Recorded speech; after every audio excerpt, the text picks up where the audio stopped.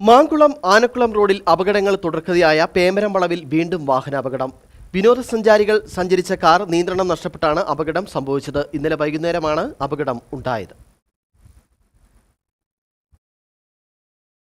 ഏതാനും ദിവസങ്ങൾക്ക് മുമ്പ് 4 പേരുടെ മരണത്തിനിടയാക്കിയ ട്രാവലർ അപകടം നടന്ന അതേ സ്ഥലത്താണ് പേമരം വളവിൽ വീണ്ടും അപകടമുണ്ടായത്.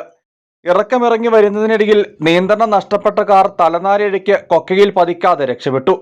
നിയന്ത്രണം നഷ്ടപ്പെട്ട കാർ കൊക്കയുടെ എതിർവശത്തേക്ക് വെട്ടിച്ചു മാറ്റാൻ കഴിഞ്ഞത് ദുരന്തം ഒഴിവാക്കി.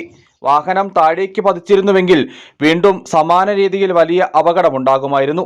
ആനക്കുളത്തേക്ക് വിനോദസഞ്ചാരത്തിനെത്തിയ സംഘമാണ് അപകടത്തിൽപ്പെട്ടത്. വാഹനത്തിൽ കുട്ടികളടക്കമുണ്ടായിരുന്നു. ആർക്കും പരിക്കുകളില്ല.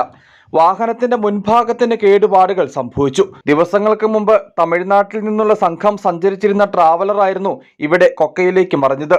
അപകടങ്ങൾ ആവർത്തിക്കപ്പെടുന്ന ഈ പ്രദേശത്തെ അപകട സാധ്യത ഒഴിവാക്കാൻ നടപടി വേണമെന്ന ആവശ്യം ശക്തമായി നിലനിൽക്കുന്നുണ്ട്.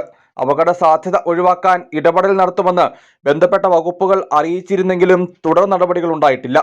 താൽക്കാലിക സുരക്ഷാ സംവിധാനങ്ങൾ മാത്രമാണ് ഇവിടെ ഇപ്പോഴും ഒരുക്കിയിട്ടുള്ളത്. ഇതിനിടെയാണ് വളവിൽ വീണ്ടും വാഹനാപകടം സംഭവിച്ചത്. News bureau, Adimali.